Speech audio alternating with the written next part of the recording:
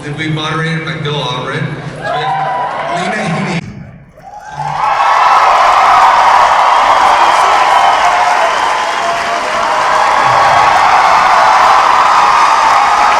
And Nikolaj Coster-Waldau.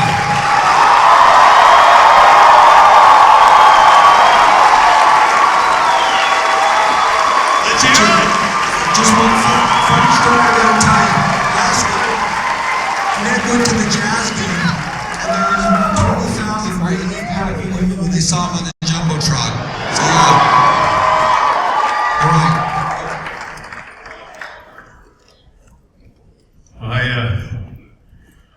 Hi, you guys. I almost didn't make it here. I spent the night at my sister's last night. She didn't wake me up early enough, and I was running late, so. Hi. Well, thanks for sharing. My sister's a wonderful person. Nice to be here. Nice to meet the two of you. We just said nodded heads at each other backstage, and I'll have you know, when you're really close to them, they're every bit as handsome in person as they are on the screen. And you know, they're a lot nicer in person. Don't know where to start exactly. We can start with your careers. Now, I'm interested to hear you talk a little bit, Nikolaj, because you're from Denmark, and I wonder, when you talk to people just normally in English. I do sign language, usually. When you talk in English to people just without being acting in a role, do you have an accent? We all have accents. But everybody thinks they don't have an accent. A Danish accent. Yeah, that's my Danish accent. I can make it stronger if you want. Okay. Just let it hang out. Let it go. Your accent,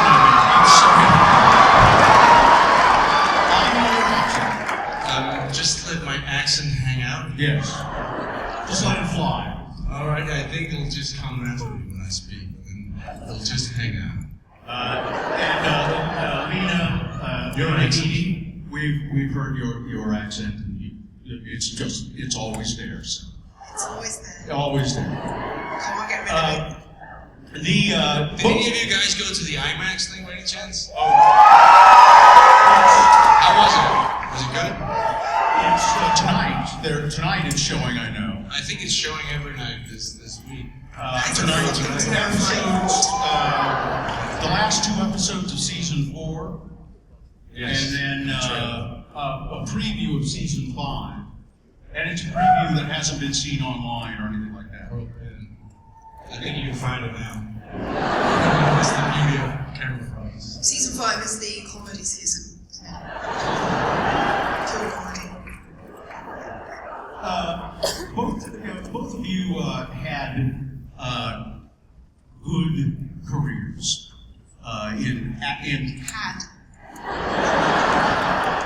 had very good careers before Game of Thrones. Now, You were doing well. But when Game of Thrones happened, bam! I mean, it just suddenly, and you know, they say all of a sudden you became well known. But you were both working well, and you had a great show on television, Sarah Connor Chronicles. You were the 300.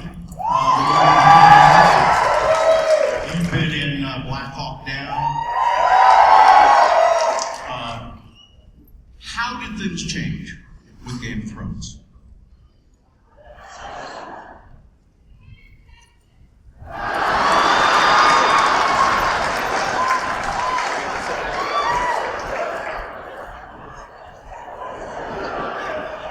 There is a comeback to that, but I'm not going to go there. No, I mean, Game of Thrones, it's something you only have most actors, if they're very, very lucky, will experience once in a career, because it's just become this big animal, and I don't think anyone in the wildest dreams imagined that it would be so successful as it has become. We're just grateful to be on this ride. You know. Did you have any idea? Were either of you familiar with the books at all when you took the role? Have either of you still read the books? My mom reads them. Really? Have you read them? Have you read the books? Yes. Every day. I read a page. And I thank George R. R. Martin. Lena seems skeptical of that. It's. I didn't know anything about this. I had never read any of George R. R. Martin's works before this. So the first thing I heard was when I met Dan Weiss and David Benioff and Caroline Strauss. They told me about this series they wanted to make, and they told me about Jamie. And then when they got to the point, which is the last scene of episode 1, where he is having sex with his sister, and then he tries to kill an innocent kid, I thought that was really cool.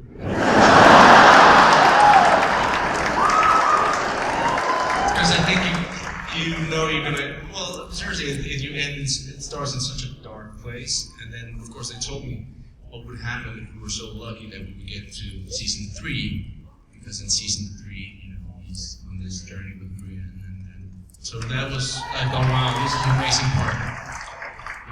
Lena, had you read the books, or were you even familiar with them when you were offered the role? No, I've always been honest with it. My mom is an avid reader, and she likes to highlight all of Cersei's fuck-ups and share them. But, you know, much like Nick, it's just become this kind of beast that people are embracing. And, you know, as an actor you work, and sometimes it's good, sometimes it's bad. And this is like a once-in-a-lifetime opportunity to be part of something so big and so beloved, and still be alive in it.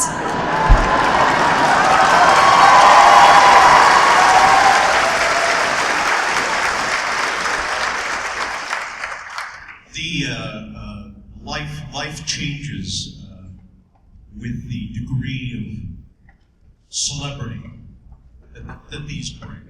I disagree. I don't think life changes. It's still just a job. And yes, it's when you go to something like this, anything Game of Thrones related, it's overwhelming. And it really is exciting that so many people love the show. It's terrifying.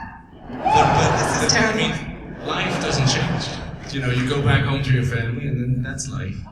And yes, it's an extremely successful show. I wouldn't be without it. But it doesn't change you as a bishop. It changes you as a person. Is it? I know that you, at least from what I read, you still live in Daneland. In Where we Daneland. speak with funny accents. In Daneland. With the Danes. And you do so. I mean, is it partially to kind of stay away from? No, that's just my home. It's not a no. It's not allowed to leave. Well, I mean, you're welcome to live here if you like. It's wonderful here. Yeah, We'd love to have you. But I love skiing, and it's the best place for that. So yeah.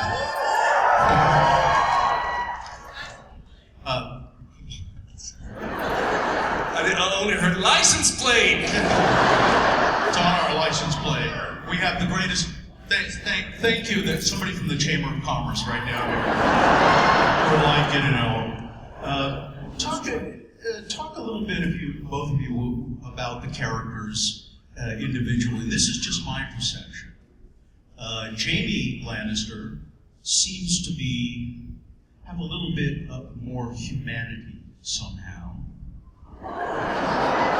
this is just me, then seriously, there seems to be a bit more of a human being in there, and she is just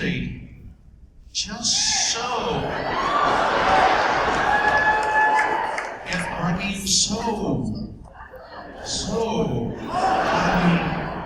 I think you seem to be, she's so strong, she's so strong, she's so perfect.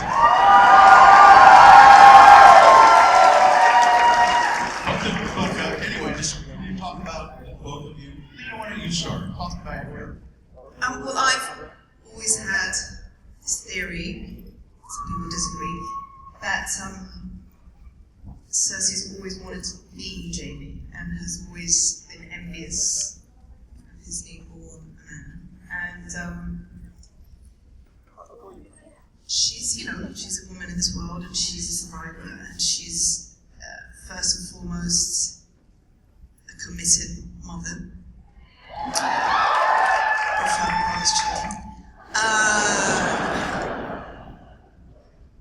So I do think they're very different. I think they're kind of mirror images of one person in this way.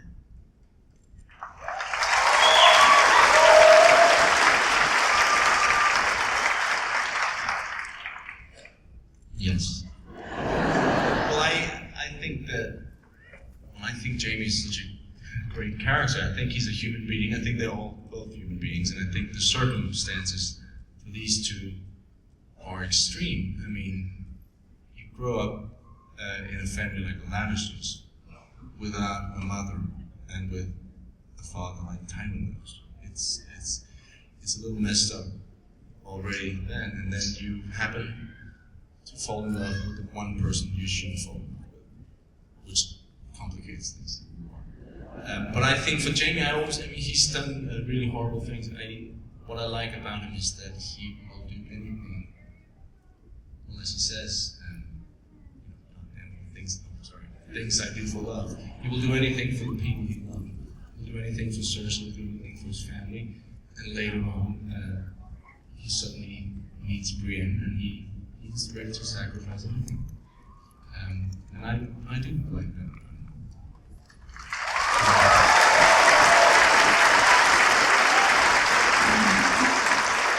That's also, I think what's so great about the writing, which is George Martin's and of course Dan and David,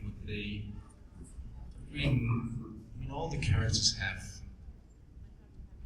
are so three-dimensional. I mean, I understand Cersei, being a woman in that world, you have to be ruthless, and if she wasn't, she would be dead. And I think, she'd be dead.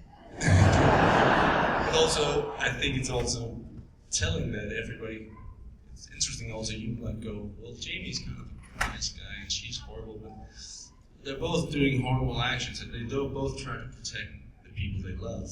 But I think in general, we get a little more scared when a woman is ruthless than when a man is. And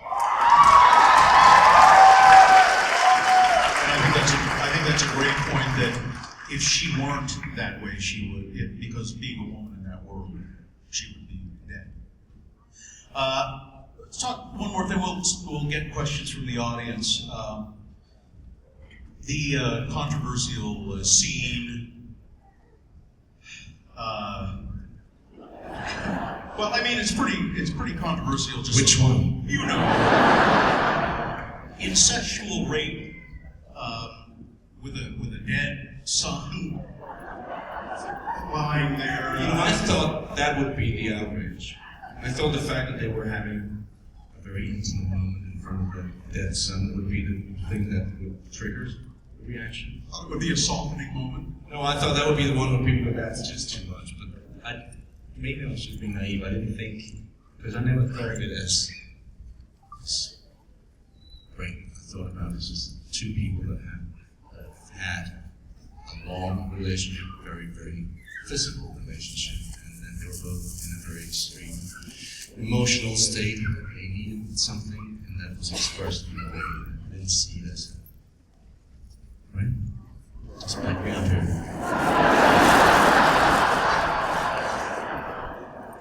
It really is dependent upon your point of view, I think. You know, it's a tricky one. But we talked about it for a long time before, and I don't know how many of you have lost someone that's incredibly close to you, but it's that sense of loss and not kind of being able to stem your grief. And like Nick said, they've had this long history, and it was a moment where she needed him. That's how I was playing it, and the kind of confusion was just a mother who lost her son, and we didn't set out for it to be taken as such, and I guess you can see what they see.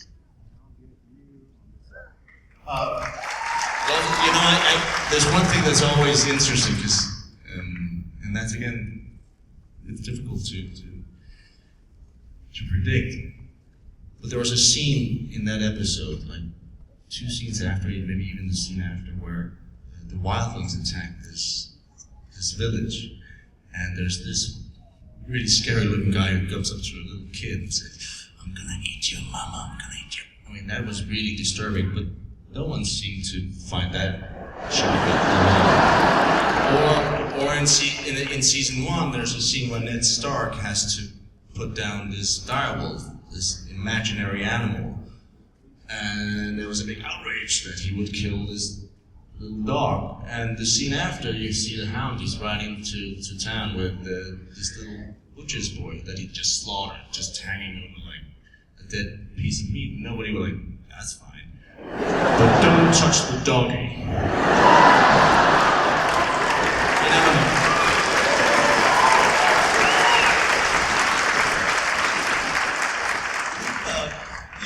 The process of filming these, you put them together, and you don't, you film bits and pieces here and there, and you don't see the other people's scenes and so forth. So when you see them all put together yourselves,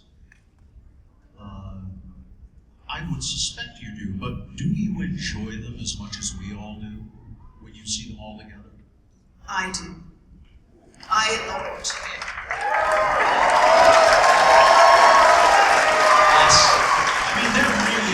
They're just really damn good, aren't they?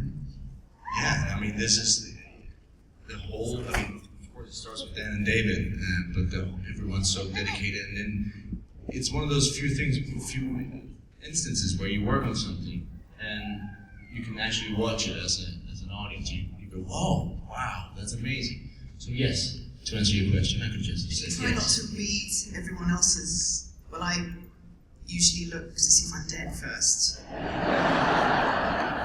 See if I can pay my mortgage. And then I skip everybody else's because I genuinely don't want to know. So I watch it week by week.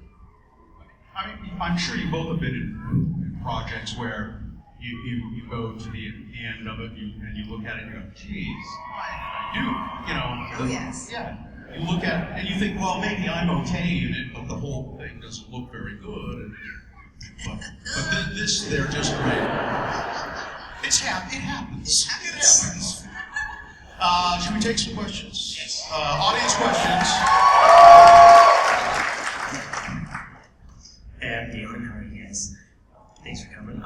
So my question is for both of you as actors and an actress.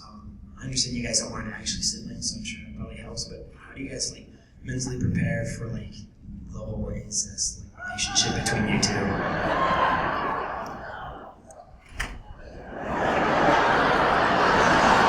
That's a good question. I was hoping for that one.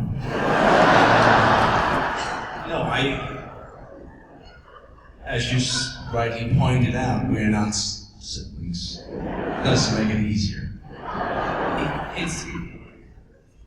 Jamie's in love with this woman. That's how I imagine it. It's not. I don't see it any different than he's in love with her. I think incest or not, sex scenes are just weird. You were talking about the actual act of that. Was that what you were? Really? You want to go are you? Come on, you've thought about it. Get up here. No, it's weird. It's just always uncomfortable. It's just weird. Go ahead. Hello. Yeah. My question is for Nick. Who were you rooting for at the Jazz game last night? Oh, I was rooting for the Jazz.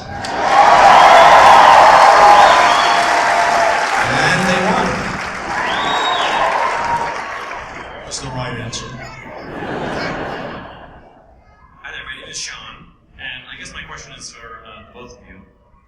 If you could save a character that has died, and or kill a character that hasn't died yet, who would those characters be? I bring Joffrey back.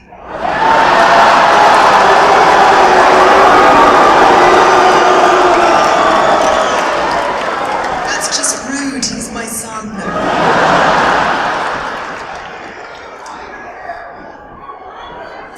I would take, because she's the greatest actor, I would definitely get Tywin back. He's a great guy. And he was my dad on the show. That was unnecessary. Hi, my name is Aaron. First off, Nikolaj, I have to ask you, were you at Sundance this week, right? No, I was just in Park City. I wasn't at In the Park festival. Sun, that's what I meant. Sundance Film Festival. Yeah. Based off of an embarrassing encounter I had with you. Oh, do tell me. I don't think I'll tell you. I'll just ask you my question.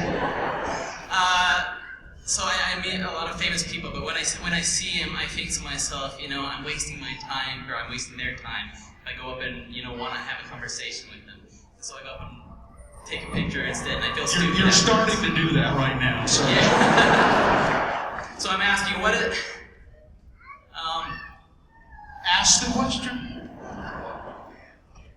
What is your reaction when people do that? Would you rather just get the picture over with and be on your way, or would you the conversation? First of all, I mean, I'm very grateful for everyone who loves the show, and I get it. I hear that you want to meet them, and I really feel I'm really happy for that, because I haven't met anyone who wasn't really gracious and friendly. So I'm really I feel very lucky.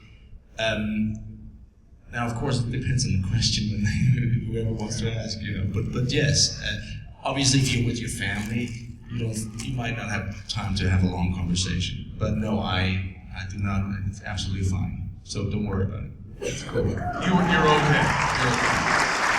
Next question. Hi, I'm Audrey. Everything I see about you guys online, you're both very nice. Everyone always comments on how polite and nice you are, and your characters, Lena especially, are not that nice. So I'm wondering, where do you get that motivation for that kind of evilness that comes out? That's really mean. When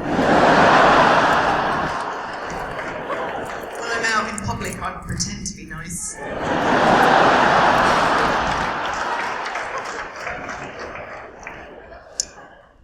don't know. It's just fun, because I'm just a big idiot. So to get to play Cersei is such a gift and a joy, and I love her somewhere in there.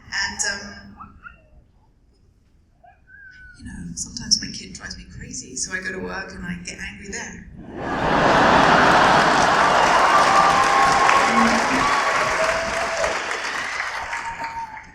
Hello, my name is Ben, and my question is for both of you.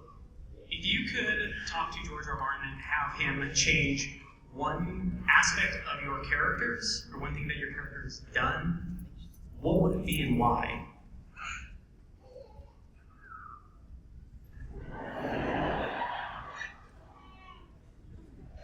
I gave up so long ago trying to second guess that guy's brain. I don't want to change anything. I'm quite happy with the way Jamie is. Is he around much to consult about the characters, or at least at the beginning, was he around much to talk to about the character? No, he visited the set, but he never wisely never interfered with anything, which I thought was really cool.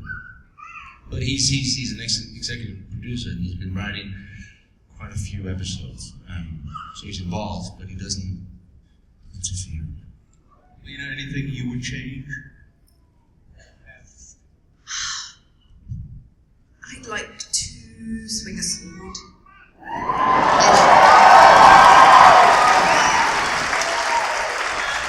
But I'll just keep drinking wine.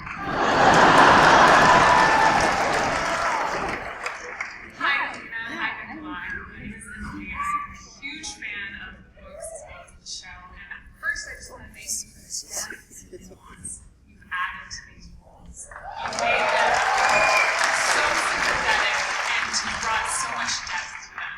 So thank you for that. Thank you. I wanted to ask, do you believe Jamie and Cersei is true love, or something that will eventually unravel and become destructive? Well, we have some information there, so it's really to spoil the country now. So I know what Jamie would like. I think. Well, yeah, no, I don't think I can answer this without getting into. Yeah. What do you say?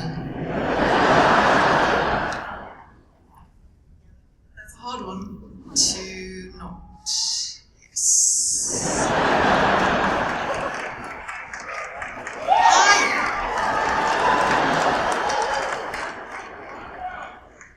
My lips are sealed. Alright, you're both amazing, but my question is for Lena. I was wondering,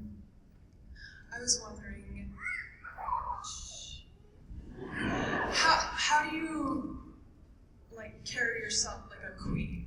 Like, what do you think, like, you play amazing, powerful female characters, but, yeah, basically that's it. The physicality of the character.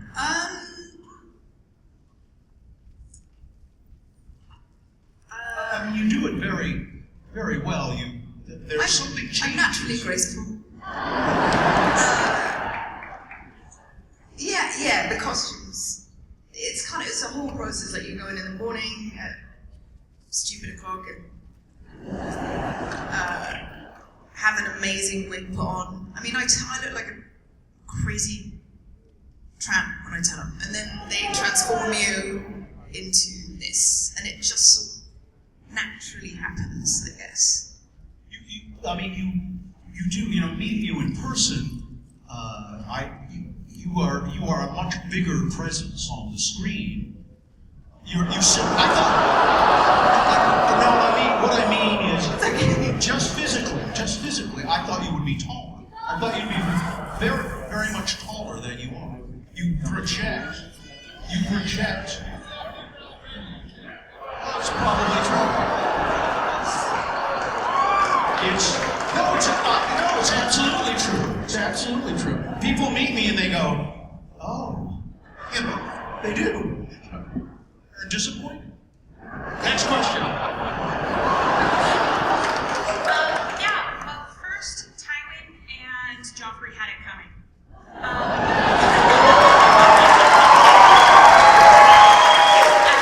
So my actual question is, I would hope that most fans can separate your character from reality.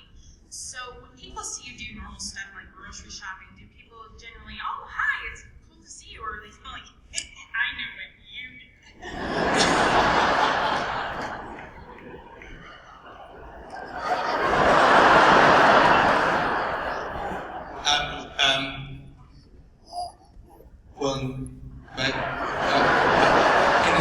Where I'm from, nobody really cares about my shopping.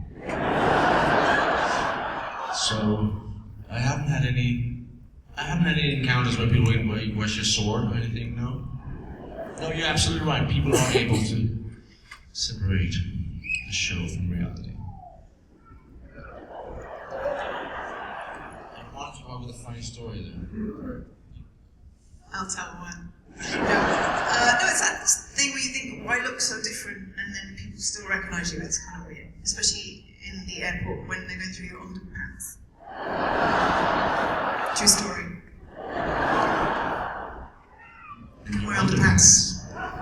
I realise that sounds weird.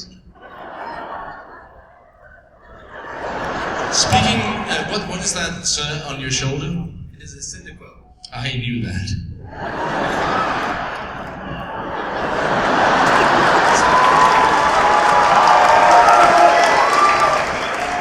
My question is actually more towards Lena. Although Jamie may feel the same way after season 4. But if she could, her feelings for Tyrion are well known, and in her eyes now he's responsible for the death of her mother, her father, and her son. If she could get him in a room and just do anything to him, what would she do?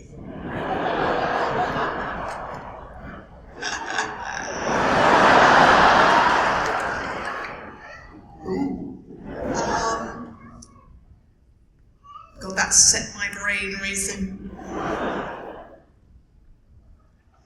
I don't know what she'd do. It's a really tough question. Any ideas? Anyone? Anyway, killing him is too easy.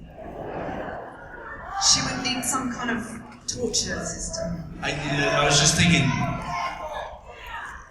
Maybe she'd have sex with him. I don't know.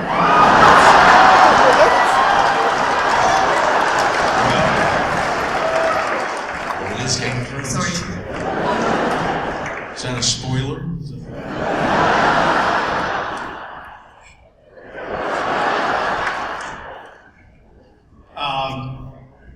Is that it? One more? Hi.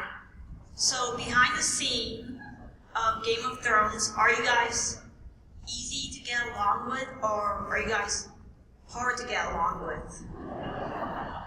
Temperamental? Nikolaj's horrible. As you can see. We get along.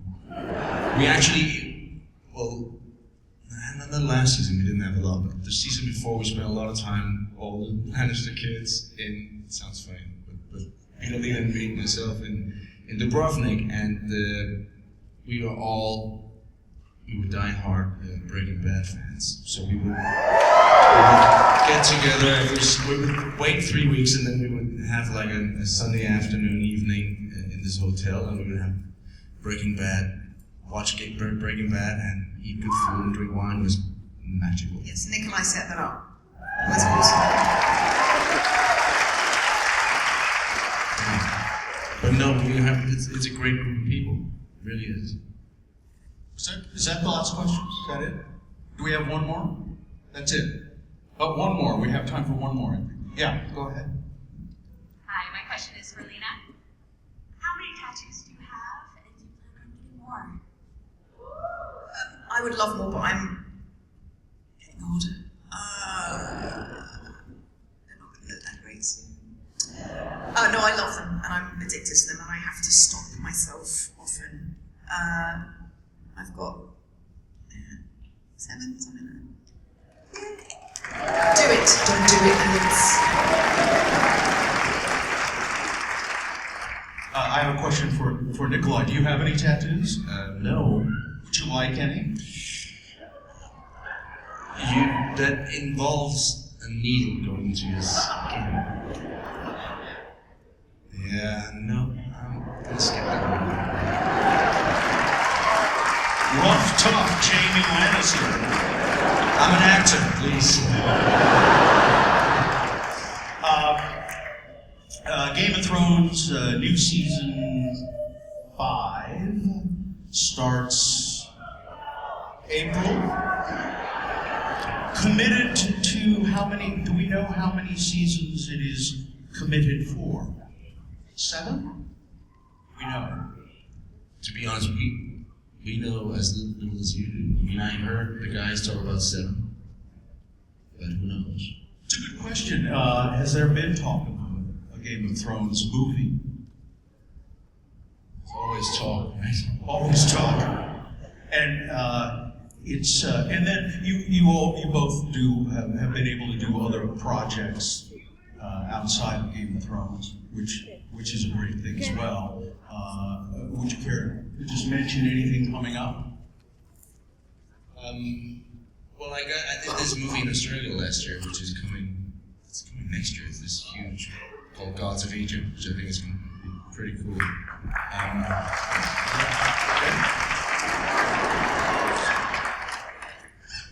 You. And how about you?